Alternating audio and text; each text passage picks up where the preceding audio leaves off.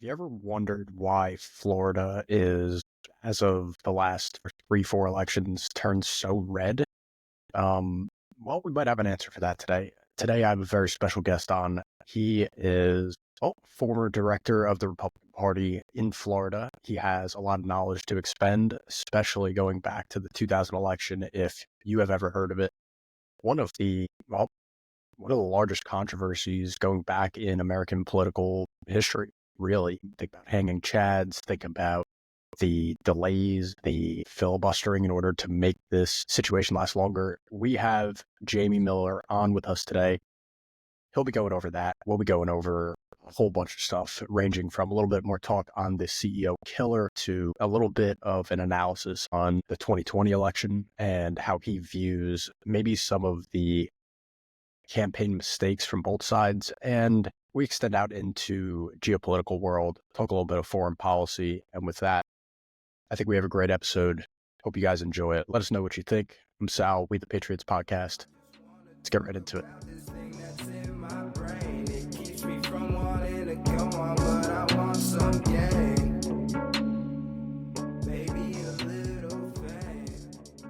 Can you tell us a little bit about what got you involved in Republican politics and a little bit about your former status in the Republican Party of Florida? Sure.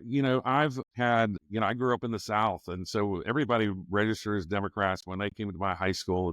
I'll, share my age a little bit. Just in the 80s, the supervisor of elections said, "Oh, you're going to register Democrat, right?" And at that time, Ronald Reagan's president. I was really a pro-Reagan. You can probably look behind me and see, I'm very pro-Reagan and have been my entire life.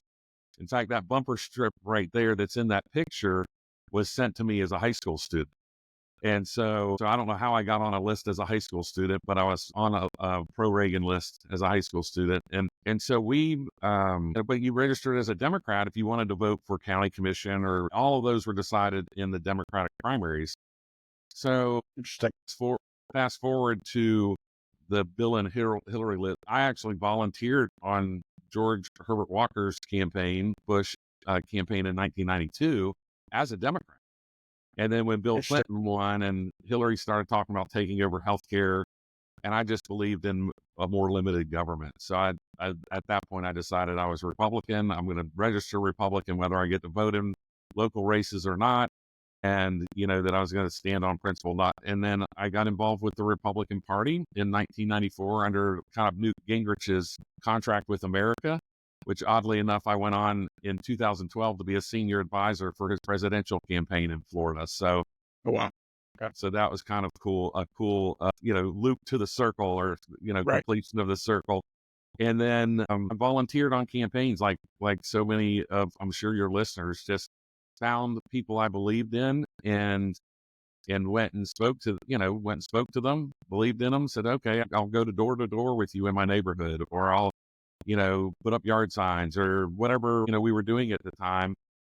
And I did it so well that they asked me to join the Republican Party or the actual executive committee and our central committee, I think you call it in Jersey, maybe. And then more than likely, I'm not the best versed at that's okay. I think in Jersey level. they might call it the Central Committee, but I could be wrong about that as well. And then I was elected county chairman of a little county in Florida called Sumter County. Some of your listeners or viewers may know Sumter County because that's where the Villages are, the largest retirement community in America. But I grew up there when it was watermelon fields and cows. And so at that time, I was the youngest county party chairman in the state. I married young, had kids young, and went back to college old. And graduated from college in 1998. And at that point, Jeb Bush was running for governor here in Florida. And I came down to Sarasota to do the grassroots work. And then the 2000 election, I'm not going to go through every year, trust me. But the 2000, you're good. The 2000 election, I was director of field operations for the entire state of Florida for George W.'s campaign. Okay. And the subsequent recount. So that's interesting. I think we should touch on that a little bit later. Yeah, I'm happy to. And then awesome. Fast forward, I worked for, started as a consultant. So I've consulted on campaigns from a little rural emergency room bond for a hospital to being a senior advisor in Florida to a um, presidential campaign, which I've already mentioned. So I continue to do that. I do, a little bit of government.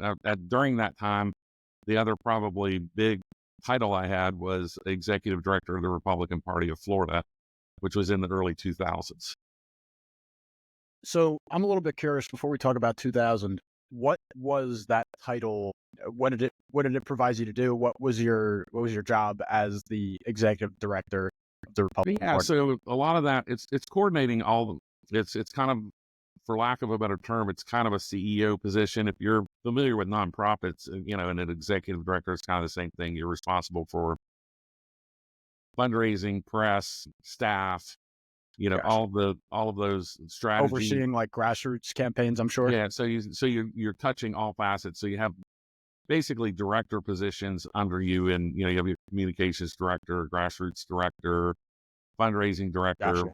Then you kind of have the accountant and the HR people over there, and now you have social media and a lot of other moving parts as well. But correct. that you're in charge of creating the strategy, and I like to say you're in charge of not only raising the money, but how, what, and when to spend the money. And there's not a business school in the world that teaches a business plan where you start at zero, you raise tens of millions of dollars, or in a presidential campaign up to $1 billion or $1.5 billion in Kamala Harris's hit this time. case, you end at zero and you're successful. Yep. So it is an art a little bit. And I think, if you part of the dissection or the obituary on Harris's campaign is that they squandered when and how they spent their money. Yeah, I would say so. Yeah, let's talk about that a little bit, because I'm fascinated on what your view of it is. So one of the things that I talked about in a prior show was the money spent between the two campaigns. And it's not like Donald Trump didn't raise money. I think in total, his posted amount, which it's higher, but somewhere around $780 million. And you look at the Harris campaign in comparison, and she was above 1.5. I believe that ended up somewhere around $1.6 billion spent. And to me, what it looked like, kind of just like you mentioned, was a misdirected allocation of funds. Something like missing the Joe Rogan show, which doesn't really cost anything except for a plane ride and security, and not taking that off and allowing Trump to have that audience. Now, you can make the argument she might not have performed well, but that's not going to fix the fact that you're not reaching the millions of listeners that he has. Now, you look at the money spent on setting up sets for something like a Call Her Daddy podcast, something that's quite a bit less serious when you're making a comparison to Joe Rogan. And you can go down the line, the celebrities that were invested into, but what did you see as the mismanagement of funds? And was there a timing issue? To me, there was a timing issue as well. Well, there are a couple of, I think, major flaws within the campaign. I think the major flaw for Harris is that there were no Harris people. The one thing when Biden, ran and was that, he had 40 years of experience in DC where he could rely on people to form the government, right? And so part of running part of running a big campaign like a presidential campaign is you're proving to the American people that that you have the ability and to staff the government. And Harris, there weren't Harris people. They were either Obama people or Biden people. Right. And so, there were carryovers. Yeah. So I think there is a level, I think when all of this comes out, and it may take, 2 to 5 years for it to come out, but when it all comes out, I think you'll find that there was probably a level of paranoia in that campaign between what I like to call the food chains. Just like a big corporation, you have food chains of people who this person gets promoted, I'm getting promoted because we're in the same, there's a trust level with those people, right? So you're, kind of go up the food chain with people you trust. And then you may not trust people in the other food chain, even within the campaign. Certainly when you start pitting Obama, Biden, and then a small number of Harris people, certainly those three food chains, but each one of them probably had one or two. So you start looking at all the different moving parts within that campaign, and it's really kind of, I don't want to say a den of thieves. I say that kind of as an honorable term, not a negative term, where they kind of can't get along. And there's no reason for them not to get along for 100 days. Like, we can all pretty much put our everything aside, but I think everybody started grabbing with both hands when all the money came in. And then, that's something that I thought could definitely be a possibility. And so then you started seeing things like, Joe Biden stepping on, Harris's big press events. She had two particular instances. One was when she tried to take credit for the dock workers union strike ending, and Joe Biden came out. I forget exactly what he said, but he had a kind of like a national interview. And then I think that's the day he went into the press room for the very first time of his presidency. And, so all the, and then, right. He just stole the whole momentum of the day. I remember that. And so then the second one was when she had that iconic picture that she wanted to be her historic picture, her closing argument the Wednesday before the election, and this great picture with the White House behind her. And that's the day Joe Biden decided to call Trump supporters garbage, and, so there were those kind of things, and when you see things like, your Facebook or Twitter feed gets full of people dressing up as garbage men for Halloween, that they've struck a chord. And I think that's kind of what, the Trump campaign kind of they've always run kind of an 1880s style yellow journalism campaign, right? Like, Trump didn't run the meanest campaigns in American history, but he kind of has run some of the meaner ones that have shown up in modern history, probably. But it's like, yeah.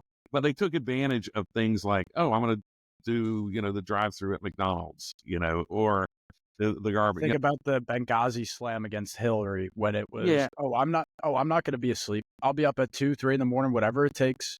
Meanwhile, you have the other option, and everybody knew what that meant. Yeah. So we have, there was like this, I don't want to say a fatal flaw, but I think Harris, if she were being intellectually honest, would say she would have done things different and controlled the campaign a little differently. And I think but the other flaw is that the Biden folks, especially, who seem to have more influence over Harris than the Obama folks, they won the 2020 campaign by hiding Joe Biden. And I wrote a Substack at Reasonable Arguments that said, right after she came out, I was like, there's going to be 3 levels of this campaign of supporting Kamala Harris. And it is excitement, relief, and regret. And she failed to, if she had maintained that excitement phase for another 10 or 12 days, you never know. She may have been able to hold on because the air just seemed to come out of the balloon. And I always say that the relief stage started or was recognized during the debate, because she ended the debate with what I said was the relief stage. And that was, hey, I'm not Joe Biden or Donald Trump. And she literally said that to end the debate. You should support me because I'm not Joe Biden or Donald Trump. And then, she made another, and then the regret phase, I think, will be written that, she failed to ever tell the American people who she was, what she wanted to do, and why she was qualified to do it, which I tell every single candidate I work with, from, Soil Conservation Board up to President of the United States.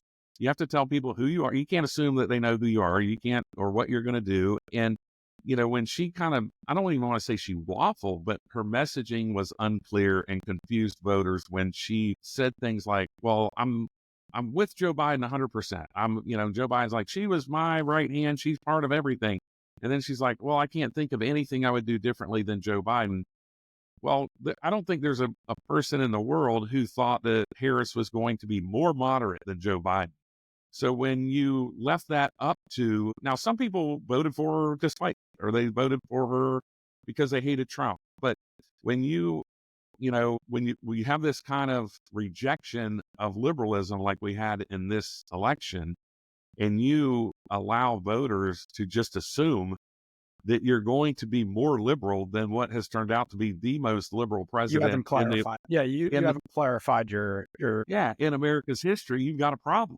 And so you add all of those things together, and then you add into, they, I think, expected Donald Trump to run an undisciplined campaign and make A mistakes. lot of gaffes. And Yeah, he they ran ran a pretty disciplined online. campaign and did not make mistakes. And I also say that people who voted for His Trump, only mistake turned into a major win. That having that guy Hinchcliffe, who I have seen in person and is hysterical, but having him at that event and calling actually a good joke and calling out the mismanagement of garbage on Puerto Rico, but you have to look into it. And on the face, it seems like he's calling a bunch of people garbage.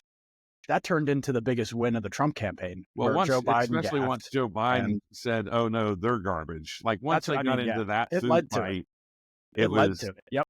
yeah. You So can't win that kind of throwing tomatoes at Trump. That's not going to work. yeah, You're going to and so get the whole truck their dumped on you. campaign lacked a viable strategy to win. And even though it became very close based on just basically the hatred for Donald Trump. I mean, that was kind of At the end of the day, yeah. it was race, gender, and hatred for Trump politics. There's a And lot of abortion in there.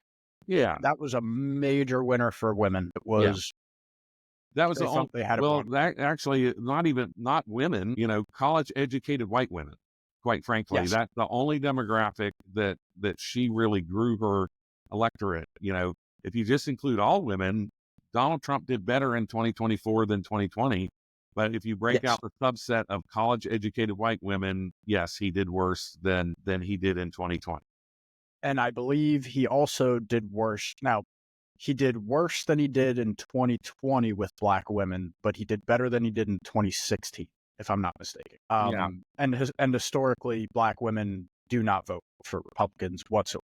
So that's a group that's unfortunately, Well, for and the in some Republican place like Party, not- Georgia, he went from 10% support of African American men to 24. So that's a huge movement. Even though he, oh yeah, I'm not African American suggesting men that he, shifted countrywide. Yeah. That was a big shift for him. and now you're looking at other, I have pollsters I use around the country, so they always send me stuff for the Substack or podcast or whatever. And so we've, and so we're starting to see really kind of how the Hispanic shift is real and across many, if you want to call it, subsets of what a pollster would call Hispanic, regardless of Because it is a wide country of range, but origin. It wasn't it's just like, fascinating. here in Florida, it's kind of funny because, we have the two huge populations are Cubans and Puerto Ricans. And Cubans Correct, and tend they to talk lean about it all the Republican time. and Puerto Ricans tend to lean Democrat. And I say that we have more languages spoken on a regular basis in Miami than New York City, and most people are not aware That of makes that. sense. And we in Florida actually provide ballot access in more languages than any place in the world. If you have, Is that true? yeah, if you have, and you if you count have, the ballots the fastest, which is yeah, we do. Well, we do it in a logical way, right? We do it in a fair and logical way. We do it under the views of what we call a canvassing committee here, which includes a judge, a county commissioner, and our election supervisor, assuming none of those three are on the ballot. If your supervisor of elections is on the ballot, then you get a judge and two county commissioners. And so you have elected officials who not only can be prosecuted if they commit election fraud, but they lose their jobs, their retirement. There's real consequences in Florida if that canvassing board, kind of oversees an illegal election. And so, we have the freest, fairest, and most transparent elections in the country, and we count the fastest, but we do it in a logical way because we allow that canvassing board to start meeting a week before the election. And so start preparing, understanding what the numbers are coming. They don't count the vote, or they don't run them through the tab until the day before. Like, I think it's the day before the election. They can start counting those absentee mail-in votes. Now the absentees. Yeah, those tallies aren't released until the polls close, but they're canvassed, which supposedly the long time that it takes to quote count votes is canvassing the ballot to make sure that it's a mail-in ballot, to make sure that it's an actual legal vote, and then opening the ballot, and then putting it through the machine. And so that does take a little bit of time, but there's no reason why that can't be done to 80 or 90% of the ballots prior to. California took 30 days after the fact to make their, results final, and there's no reason. There's absolutely no reason for that. There's just Well, no so let's go back no and talk reason a you little can run a bit. free, fair, and transparent election and take 30 days to count the votes.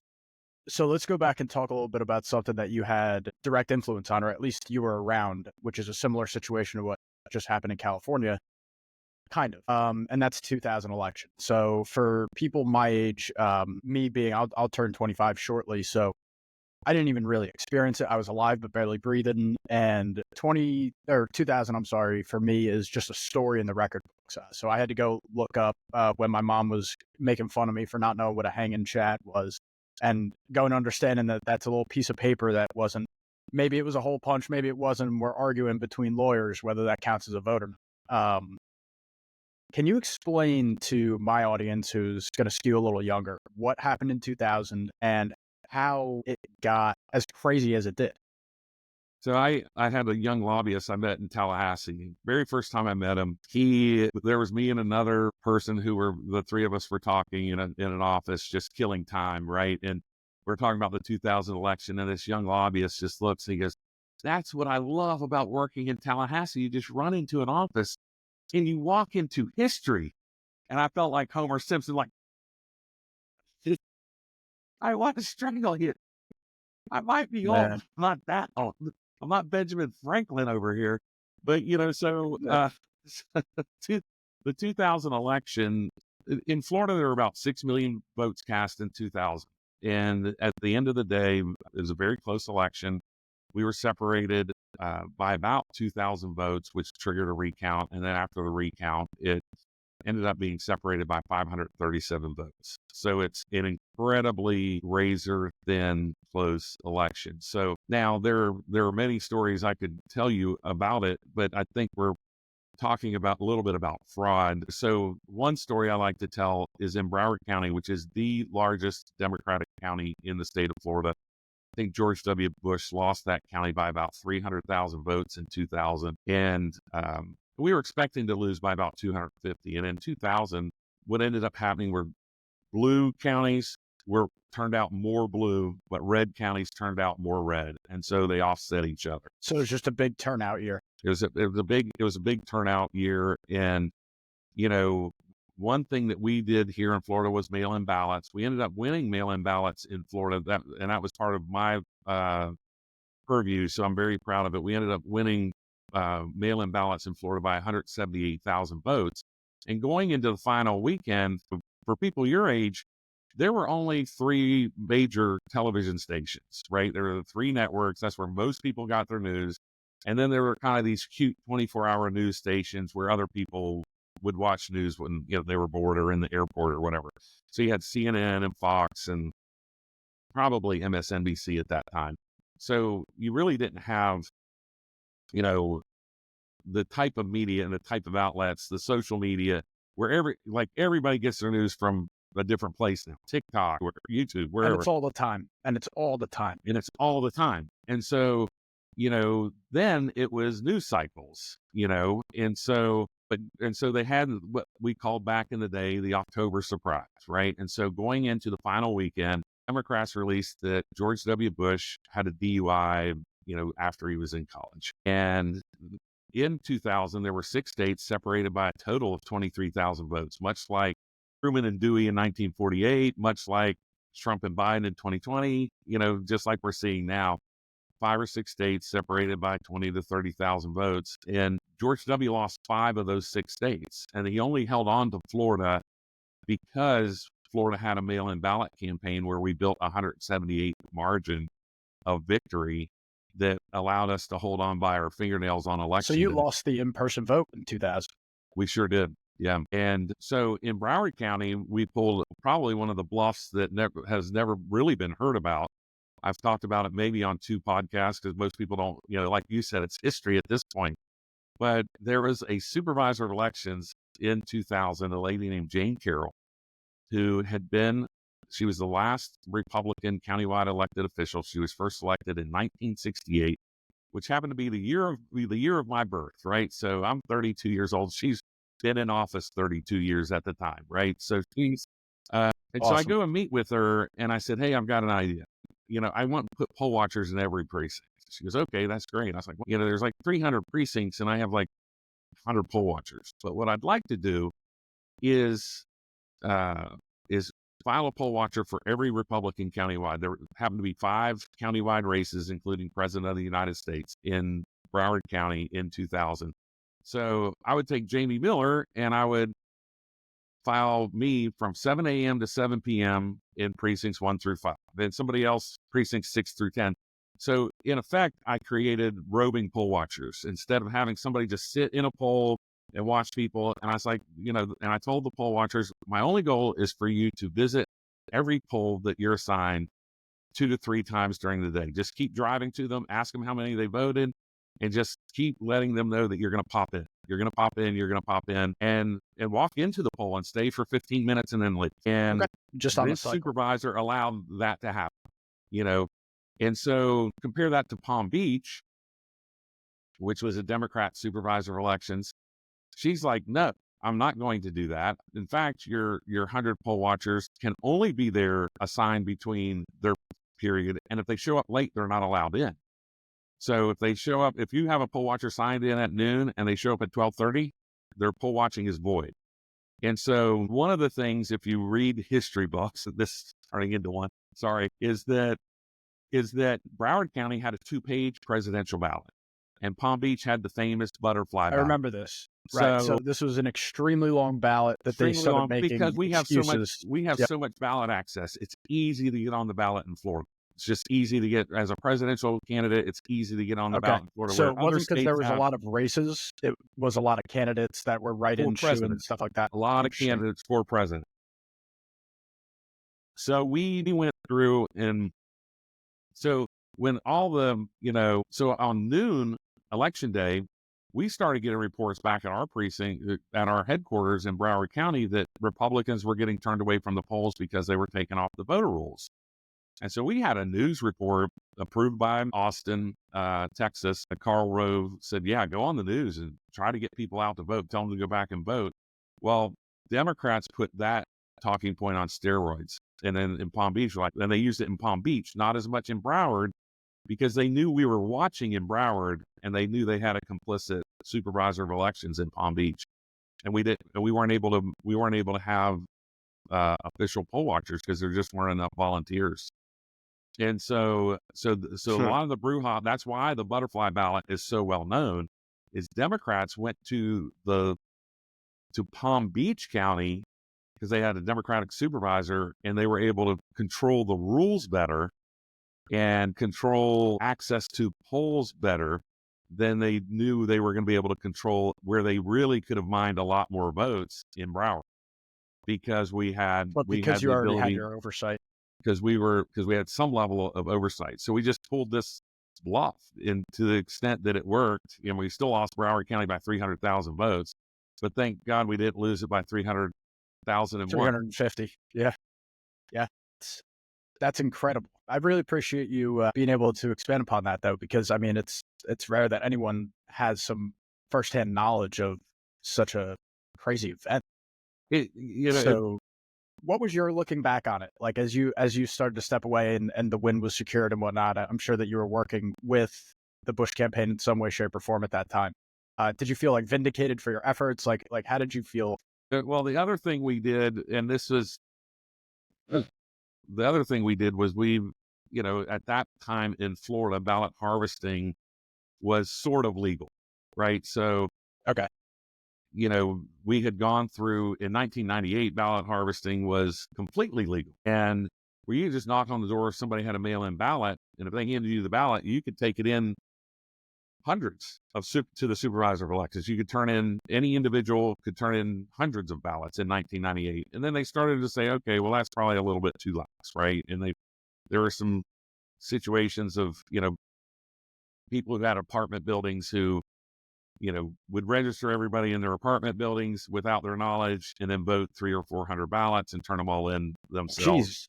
Just stuff like that. And so they started stopping. But the one thing that they did in 2000 is that they changed the rule so that it didn't exclude how a ballot harvester, how many we could harvest, but how the supervisor of elections could accept. So the supervisor could only accept 2 ballots per person in person who were from people who were not family members, but they could accept multiple from the mail. And so the final weekend of the campaign, we had, our staff and volunteers go around the state, and we probably collected 12 to 15,000 ballots and put them, and we had done a little test run to see which post office we needed to take them to get the fastest. So on Monday, we took, across the state about 12,000 ballots, put stamps on them and mailed them, which at that point, today, that's not legal because now there's limits on what a volunteer can do. But in 2000, there weren't in those Florida limits. specifically. You're talking. All of these are statewide or state determined rules. Yes. Right. So that is just crazy to think about. So when you look nationwide, is there any other states that are setting at least a good example in terms of voter counts and being transparent, or is it Florida? And I'm sure a lot of what Florida's transparency and good election behavior has come from was the problem that was 2000. Well, it's interesting that Harris did not win a single state that required voter ID. And I found that interesting as well. And so, I advocate for free, fair, and transparent elections. I think there's 2 things we can do to provide free, fair, and transparent elections. One is to live stream everywhere ballots are stored, delivered, voted, collected, counted, and canvassed. The other is you go to electronic workbooks in the precinct. And by an electronic workbook, it's where people sign in. And so the precinct workers who are one-day volunteers for the most part, most of them get paid like a juror. It's like if you have jury duty for a day and they pay you $30, you get paid $30, but you're basically a volunteer. You're not trained to register voters or determine if somebody's eligible or, they're trained to look out for it. But if somebody comes in and causes, hems and haws about it, normally, if there's not a poll watcher there, that people allow them to vote, right? Unless there's support there or a legal team there saying, we object to this voter. More often than not, that a voter who causes a ruckus, they're like, okay, go ahead and vote because it's above my pay grade, right? And that's why we should get away with same-day registration. It's just unfair to volunteers in the precincts to determine a voter's eligibility. That should be determined by a professional, civil servant, not by a volunteer. And especially not a one-day worker, not someone who's been prepped, not someone. I totally agree with you there. So Minnesota, for instance, has same-day registration. Michigan, I think, has same-day registration, and you can go in with a voter ID, register, and then vote. And the other thing with an electronic workbook is people in the precinct don't know who has not voted. So what happens in many communities across America, and this is, is that you have the League of Women Voters are, run the precinct, or the ladies from the Baptist church, or the ladies from the whatever church. And so what happens is you end up in a situation where at some point people say, oh, Cousin Freddie didn't come vote. Well, I know how Cousin Freddie wants to come vote. Let me sign for Freddie and let me vote for him. And people kind of turn a blind eye. Well, then once you crack that, but if you don't know if Cousin Freddie hasn't voted and you don't know what Cousin Freddie's signature looks like, and we're probably not talking about enough fraud to swing elections. My goal is so that we provide free, fair, and transparent elections so we can not only tell our children and grandchildren, but we can tell the rest of the world that without a shadow of a doubt, the person who's sitting in the Oval Office deserves to be there. And fully transparent. Yep. Fully transparent. And so, you don't have transparency when you have 30 days to count votes. You don't have transparency when you don't have voter ID to prove that the voter is who they say they are. You don't have, in many places, depending on your voting system, you're using printed paper that shows the voter what the voter's signature looks like so the volunteer can, double check their signature, right? So if you want to mimic a signature, and nobody audits any of these signatures. I was going to ask that. Yeah, so nobody audits any signatures after the fact in a precinct. Now, in Florida, at least, every single mail-in ballot signature is audited by that canvassing board, or at least say by an employee. Unless you return it, if you return it yourself, you show your ID and you return it. They're like, okay, that one goes in the pile of like, there's some level of verification, right? But anything that comes through the mail is 100% canvassed. The signature is canvassed. And in Florida, we also have a way that if for some reason your signature does not, that for some reason, if your ballot is thrown out because of your signature, you can remedy that. You have the opportunity to go down to the supervisor elections or have another ballot mailed to you to remedy the situation. So it's not just like, oh, it's a way to throw out ballots. So, there is a mechanism for a voter to fix it if in fact their ballot is if it was a mistake, rejected because of their signature. Yep. So when did you move on from your role as a director in the Republican Party, and what does your life look like now? I know when I looked into it, I saw a lot of consulting, so I assume you're still helping a lot of campaigns. You're probably still helping a lot of grassroots stuff. So so tell me what that looks like. So I left the party in 2003, but I've worked, kind of with the party chairman since that time, right? So I've worked, either run 3 or consulted on another 3 state party chairman's races. And so I've been with the party, and I'm not a consultant of the party, but I've been kind of an unpaid advisor, if you will, for a long time. And there's a group of us former executive directors who've been a little long in the tooth now, who have, offer our experience to county party chairman and incoming executive directors. And that's one reason why Florida has had such a great foundation of conservatism. And then through personal life issues and some other things, that I spent 3 years working for our economic development organization around 2014 or something, which I liked. And then I joined this firm, which is a national consulting firm based out of New Orleans. So we run races, like I said, small and large. And then we're also an advertising firm. So we work with a lot of the brands you know and trust, but we're a family-owned, husband and wife owned firm of about 50 people. I'm their lone employee in Florida, and I certainly can help clients, people of your audience who are thinking about running for office. I hope they'll reach out to me. I'm happy to help them. We have roots in at least 38 states, and all the states in the eastern United States. That sounds great. So I want to move on to some adjacent conversations that aren't so pointed, because there's some stuff that dropped over the past few days, and I want to get your thoughts. Number one was last night. I was living in New Jersey. I'm sure you can assume I'm a Yankees fan. I saw on your Twitter you're a Rays fan, so it kind of works out for me. How did you feel about that Juan Soto contract? Yeah, like it's I don't know all the particulars, but it's bigger than Judge's, right? And then that's bigger than Ohtani's too. Yeah, and I kind of read the highlights on it, but I have a friend of mine who's a big Yankees fan, who's kind of very liberal, and I was like, oh, so you love capitalism when it works out for the Yankees? Sure. Like, and so most years, believe it or not, the Yankees injured reserve, the salaries they play to their injured reserve players exceeds the Rays starting salaries.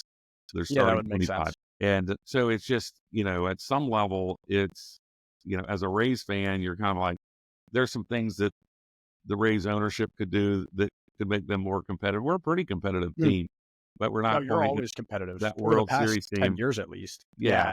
Always missing like the big guy. Yeah, so you guys are going to be paying us for a stadium this year, though. That Stanton or Judge or that person, right? And you look over now at the Dodgers, and 40 to 60% of their starting rotation are former Rays, who came up through the Rays farm system, Exactly.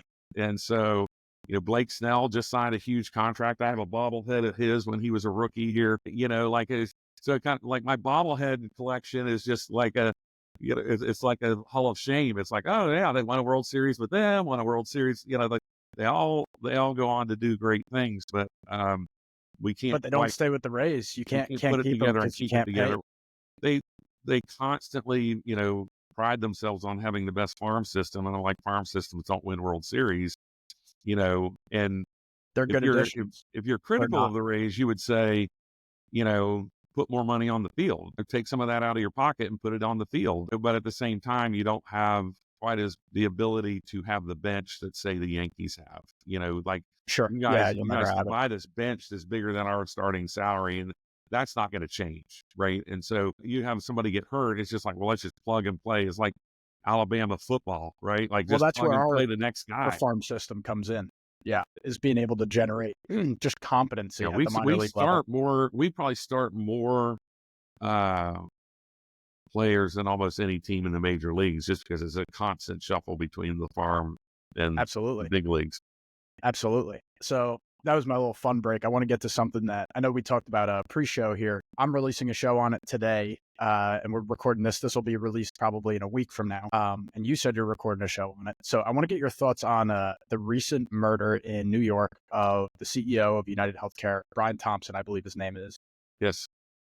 I'm sure you've been researching the facts and whatnot. What have you come up with in terms of what possible motive might have been? Was this possibly a personal motive? Because to me, it's a little obscure to try to make a connection between the CEO and the decisions that are made based on their company. And that seems to be the argument a lot of people online are saying, that this company was so horrible, they rejected so many claims that this guy deserved to die. And my argument was, No, do you nobody really think deserves his hands on every single no decision nobody here? deserves to die for their job unless you're a serial killer, right? And so, and I guess that there may be some people who would say, "Oh, he's a serial killer because of whatever."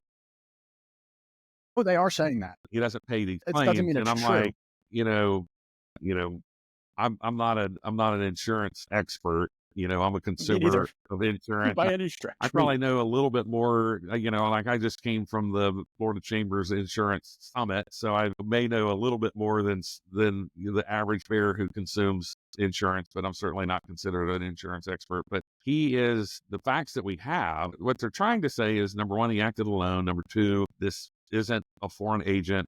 Number three, this is likely to be somebody who either is a disgruntled employee or consumer. And so I think that's the latest the New York City detectives put out. Is like, there's reason to believe that he's either, and this is, 5 days after the fact, they still haven't caught him. So when you air this, maybe those facts have changed, but there's reason to believe this. But you look at the level of planning, the level of expertise in hiding your, identity, and just all of those things that, they're saying the type of gun, to me, if I'm going to go down a conspiracy theory road, it seems to me like the whole healthcare thing is a red herring, just simply because, you wrote the thing on the bullet cases, you put monopoly money in the backpack that you knew where you were going to find.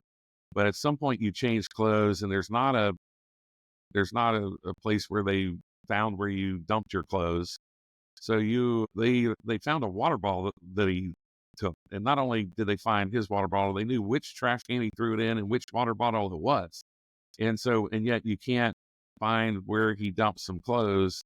So did he give clothes to another person? Did they, to me, there seems to be some level of, some level of either expertise or just dumb luck, or a conspiracy. I was going to say it could have been more a than one person. conspiracy. And so, now if you go down the conspiracy road, or you go down, okay, it's some sort of foreign agent for some whatever reason, right? The fact that this kid showed his face, like, this kid's probably dead. Like, Sure. if he did this for somebody else and he showed his face and he was acting on behalf of an agent, let's just call it an agent, whether that's a foreign country or the mob or the United Healthcare Board, you can go down any of those, conspiracy rabbit holes. And, if it was on behalf of any of those folks, and you're like, okay, one way to get rid of them, but they have his DNA, they have his picture, they have face recognition software, and they haven't released a name yet. And so you start looking at other scenarios where things like this has happened, like the Boston bombing, marathon bombing. The marathon? They came up with the names and faces pretty quick, and they released those to the public pretty quick, and they caught them. It wasn't real quick, but it was within a day, right? Or day and a half is my recollection. Yeah, I think so. I don't think it was anywhere near a week. Yeah, I think it was maybe 2 days. They found them in a boat or something, remember, in somebody's backyard, but they had hidden out for a while. but they had kind of a net around them. They don't even know whether this guy got on the bus in Atlanta. Now, they may know publicly; it's not known, right? And so, whether this guy got on a bus in Atlanta, they don't know that he got on a bus in New York. They just know that he went into the bus station, and they don't have video of him leaving.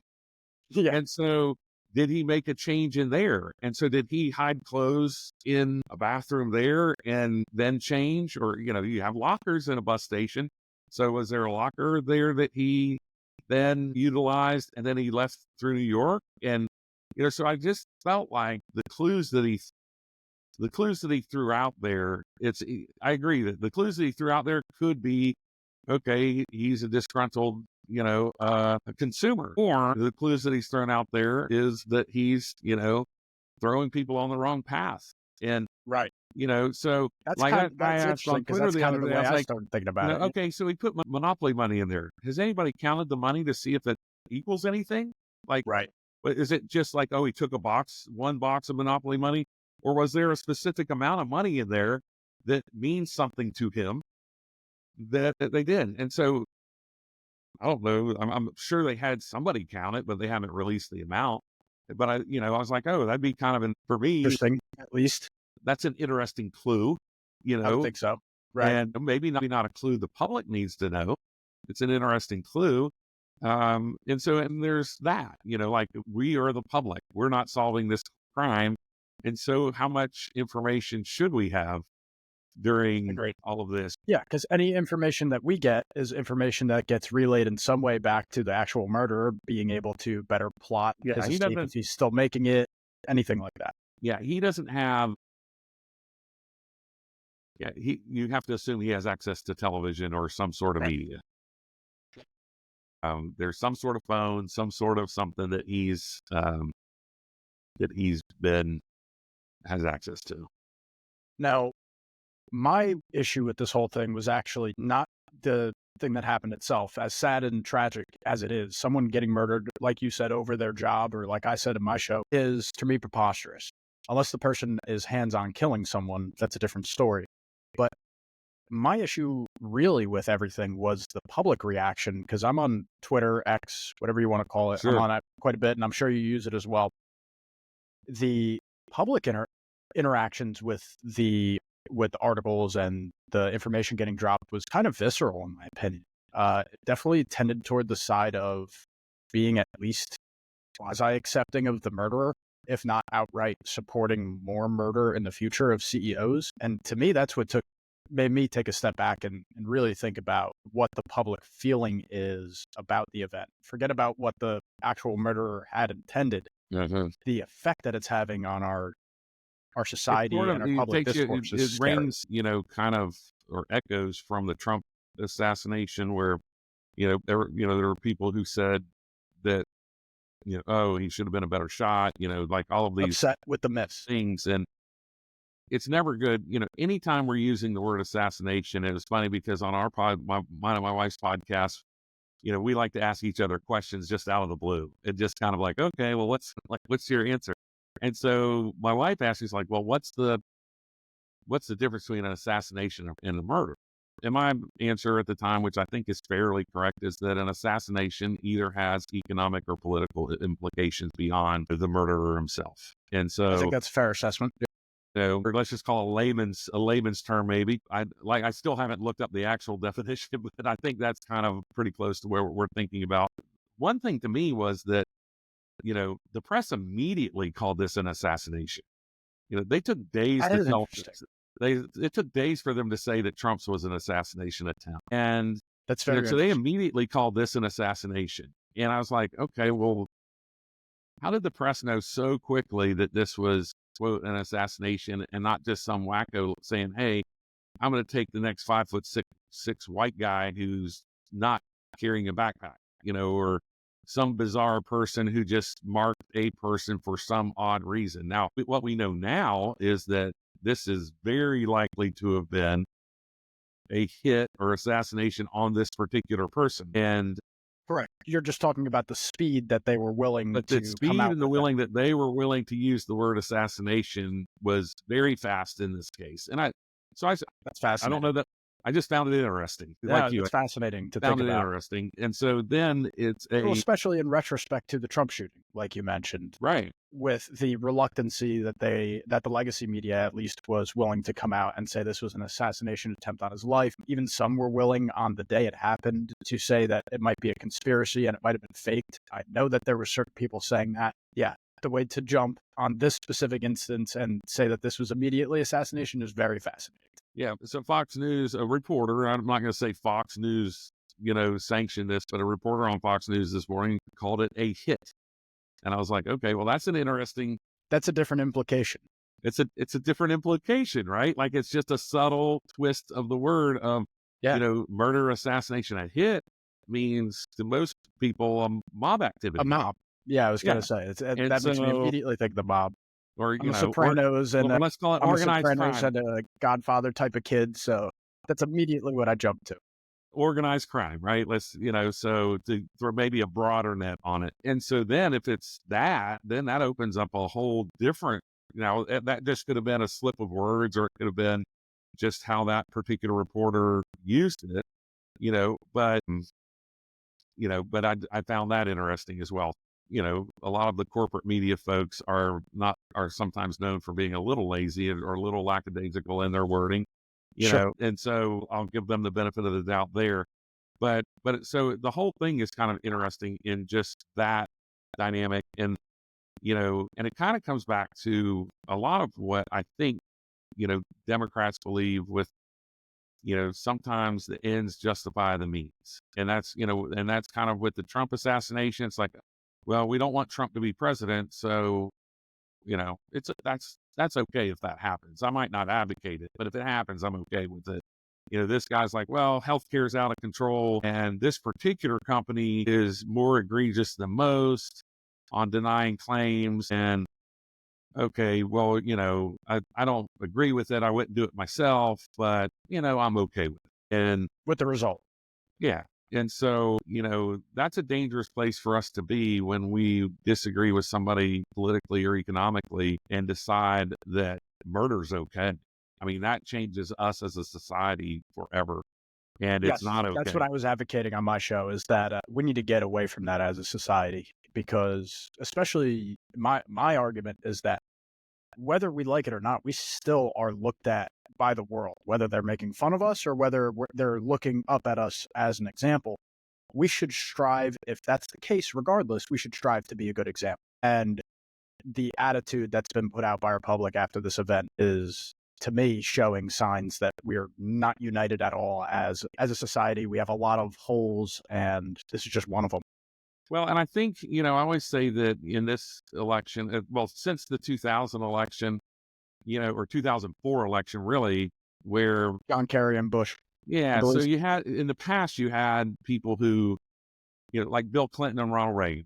Those two during their re-elections decided to expand their base. But what George W. and Barack Obama both did was not to expand the people who agreed with them, but to register more people who agreed with them.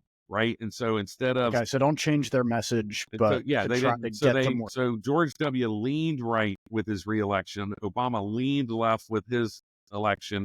And so, and you add in the Citizens United case where corporate money can now act as individual money, union money can This is now act. fascinating. Can you explain this? I've had this Yeah. conversation with a couple of people a little more knowledgeable than me. This is another thing. Sorry to stop you in the middle, but Yeah. this is another thing that people my age don't have a great grasp on.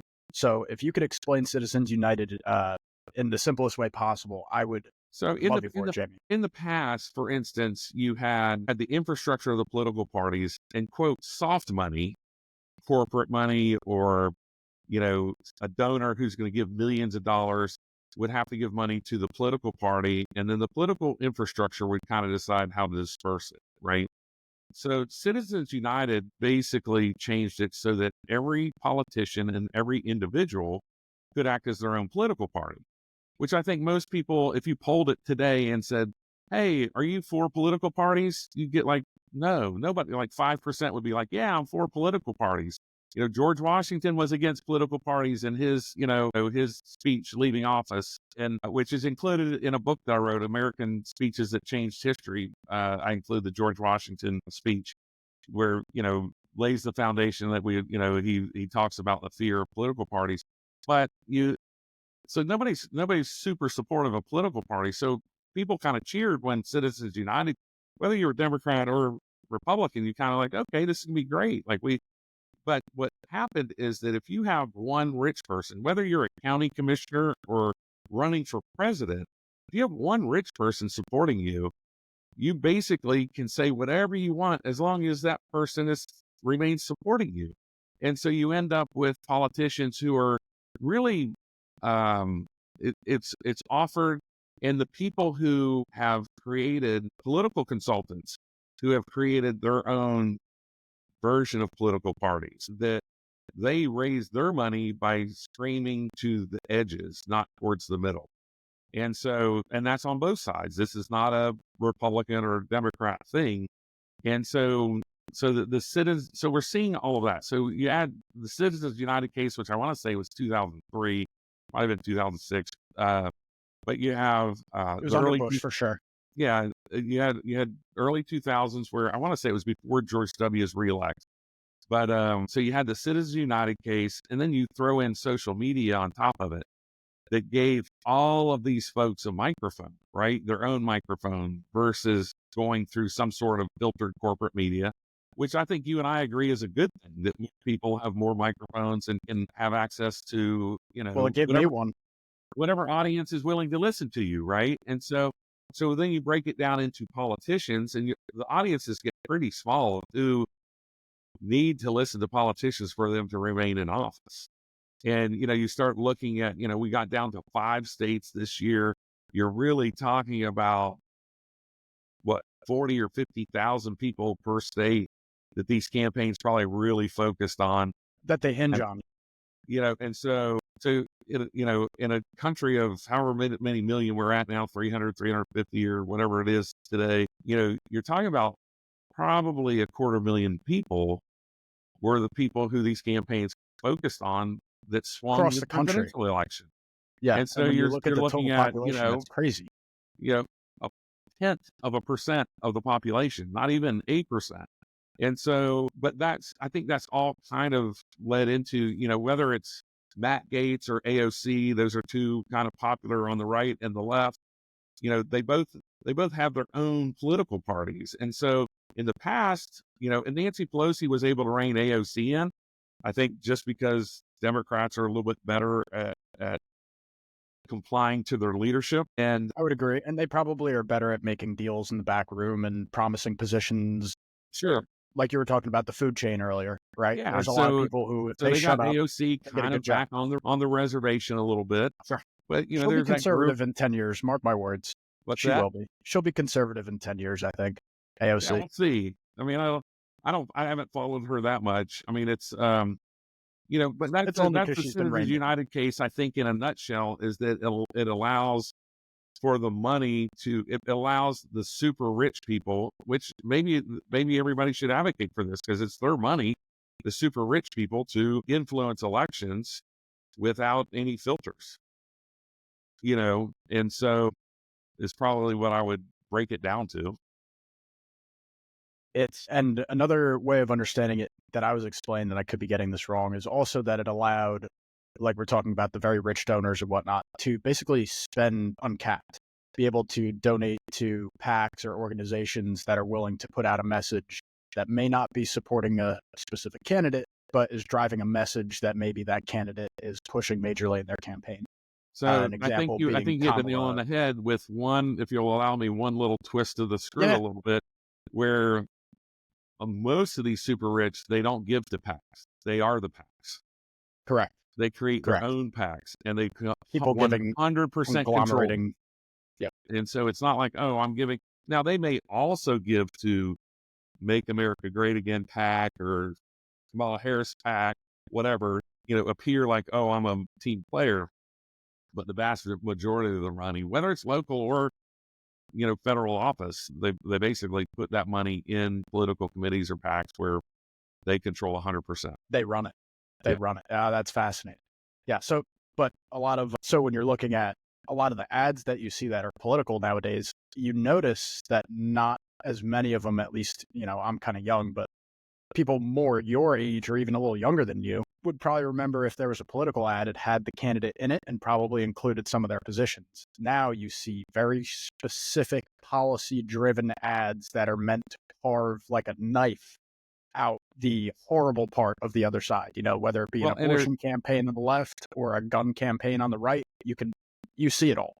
And they're extremely targeted, right? Like they're, so the targeting that we had in 2000 is nothing like the targeting we have today, where, you have the 300 or more, 600 data points per person, that you can, I have pollsters who, model like Nate Silver or Nate Cohn, but they'll model a race to every single voter if you want. And they're like, if you get that person to the polls, this is how that election's going to play out. Pretty high likelihood this is how they're going to vote for everyone on the ballot. Like they can model that well. It's kind of like the old, you maybe not remember these stories, but remember a few years ago, it's probably maybe a decade or more now, but when there's a big brouhaha that Target was sending coupons to like teenage girls about pregnancy before the teenage girl even knew she was pregnant, because she would have a credit card and her spending habits would change in such a way that they could already determine that person's probably pregnant. And so before they even take a test. Yeah. So let me start sending them coupons for Pampers and whatever, baby food, vitamins, formula, or whatever it is. And so, and that was a decade or more ago. And so now, of course, with AI and a lot of these other, there's just a lot more data on every single person out there. So a question I tried to slip in there was, do you liken that to, I'm sure there's many factors, but I would think a big one's got to be social media, and especially since a lot of them basically sell data nowadays. I'm sure both parties take advantage of that, trying to formulate what they think is going to be the aggregate voter pool. Yeah. So you take all of that, and there becomes differing strategies. So in recent years, they've gone from, hey, let's focus on making sure our Republicans come out to vote, because if they come out, we know they're going to vote. But in a high propensity election like this, they ignored people like me, and I barely got mail for anyone on the ballot. Yeah. Because they know I'm going to vote, and in November, I'm most likely to vote Republican all the way down the ballot. So they're like, okay, that guy's going to vote. He's going to vote for us. So let's not spend the, 75 cents on a piece of mail resources. Yeah. So let's spend that money on this 10 or 15% of people who we think might show up to vote, and they're probably going to vote for us if they show up, but we might need to push them on an issue or two. We got to get them there. And so there's always that kind of philosophy in campaigns, ebbs and flows. And so, I think that they're, folks who are at the top level of running campaigns, pretty much know where they need to go, which is why it was bizarre when, Hillary Clinton didn't go to Wisconsin and campaign. You win that one state and you win, right? And so it's like, did you not know math? Was your polling bad? Or were you just too lazy to go to Wisconsin? What is the answer? Yeah, I don't know. I don't know the final answer, but but there are those, that you kind of look at it like, well, how can you make that mistake at that level? And at a county commission race, we say, oh, I can see why somebody would go to this event in this portion of the county instead of that event at that end of the county, because they're, somebody invited them X and didn't invite them Y, and so they went where they were invited. And you know what I mean? Like they took the path of least resistance, but at that level, they're not, you're looking at basic data, who voted, how often they voted, you're not using, they can't afford to do a model and say, oh, this, the demographic that lives in this precinct is where I'm most vulnerable, so I need to go spend time there. I hear you. Before we go any further, are you time constrained at all? I probably have 15 more minutes. Okay. So I'll just finish off with my last question because it's kind of how you contacted us, and then we can free ball if we got any other time. So how you got in touch with me was you reached out about our one of my Israeli-Palestine conflict videos. And I was curious, in what aspect do you kind of see I guess the Republican response to what's been going on?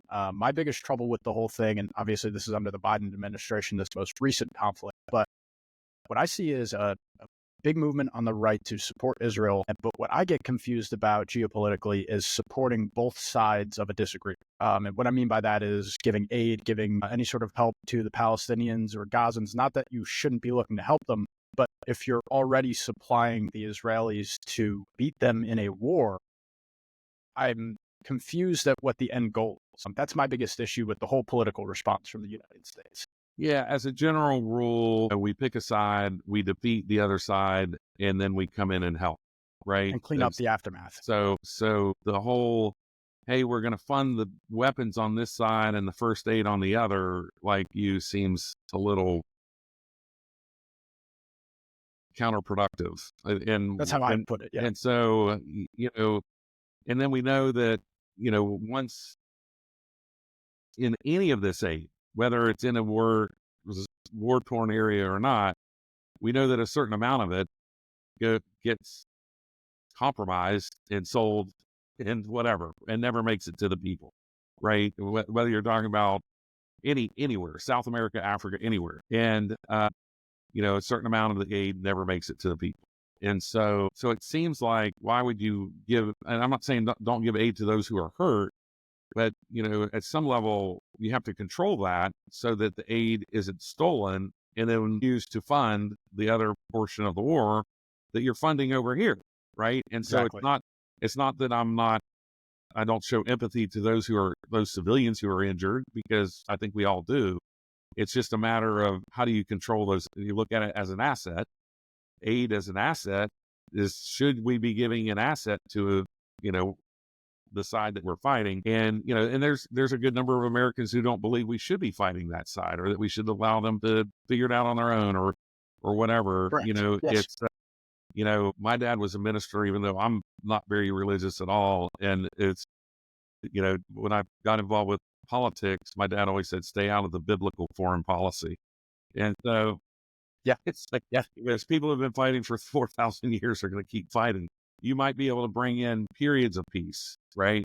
But at some point, and while we understand it or know it, we don't really understand it. It's kind of like football in the Our South. tentacles are a little too far out that's my opinion of it. If you look at either the Ukraine-Russian conflict, or you look at the Israeli-Palestine conflict, it's just a little too far away. Like if you're talking about Mexico invading South and trying to territorially expand, we could reasonably help in a pretty remarkable fashion if need be.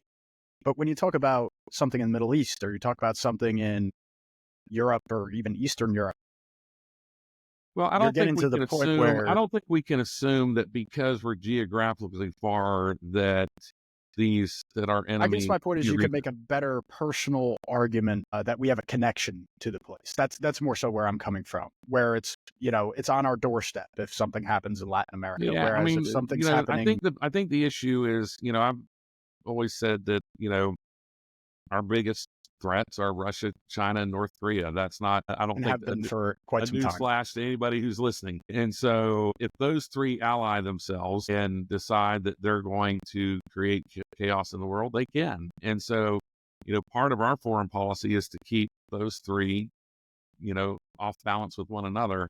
10 days before the election, North Korea sent 10,000 troops to Russia to fight Ukraine. And it was barely reported in corporate media. First time I'm hearing of it. And so, so that's scary. That is a scary prospect when North Korea is sending that many troops to Ukraine. And, China decides to send troops, you can add a zero to that and, sure, whatever. Right. So it's not so it's a very delicate balance. So I'm not sure that I take the George W. philosophy, we fight them over there so we don't have to fight them here.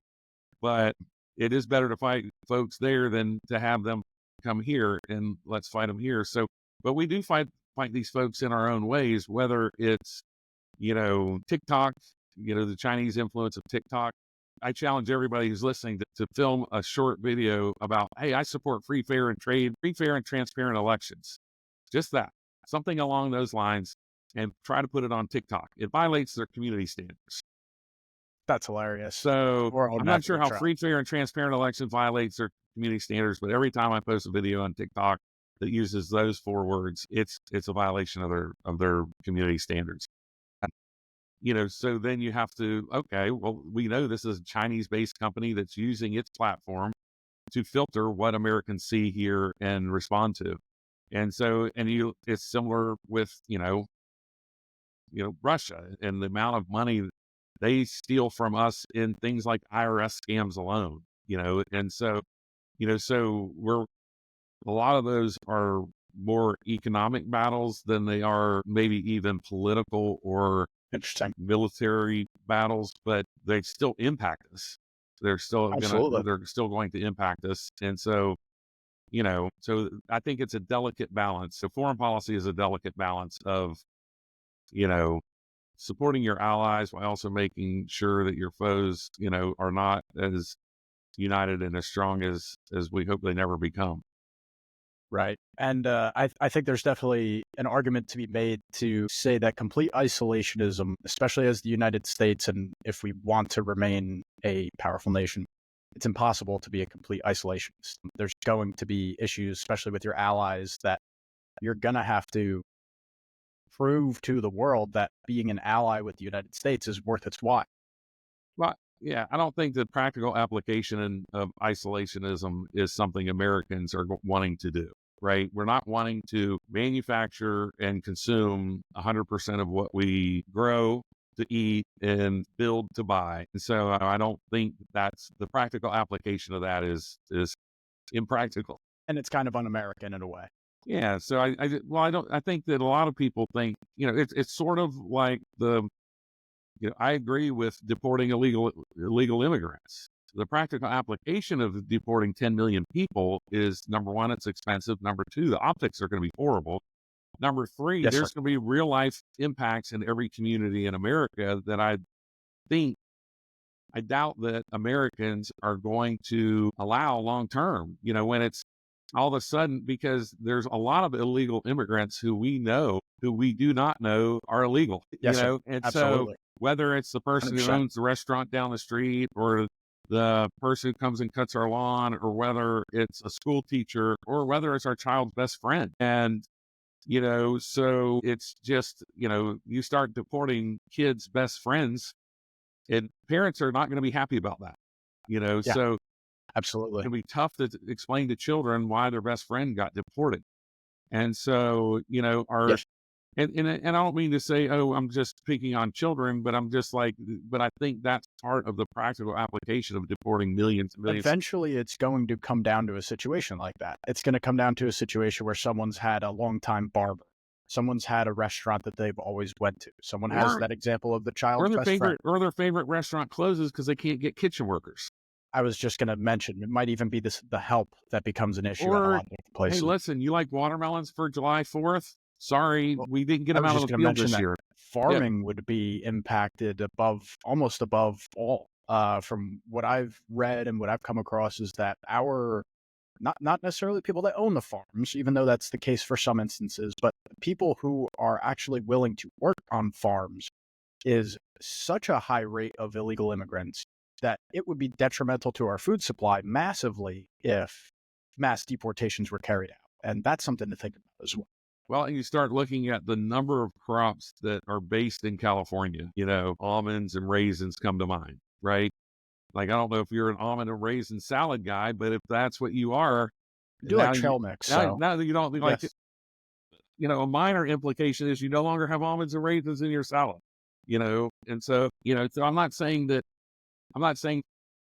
a thing, a process and a place, but, the process needs to be all encompassing. And I think that, what I've heard from the Trump administration lately is kind of like, okay, they're realizing, number one, the cost, number two, the practical implications of all this. And And the certainly we're optics, going of to course. identify criminals and get them out of our country. And, I think if they carry out with that and they hardline it with the criminals first and then reassess, that would be the best thing that could possibly happen from it. Because the rhetoric did get a little out of hand well, on and campaign you start trail. looking at things like, you take a blue state governor, and what does it take for a blue state governor to say, and they're saying, I'm going to protect my citizens. Well, so what if a blue state governor all of a sudden says, I'm going to start giving citizenship to these folks from my state.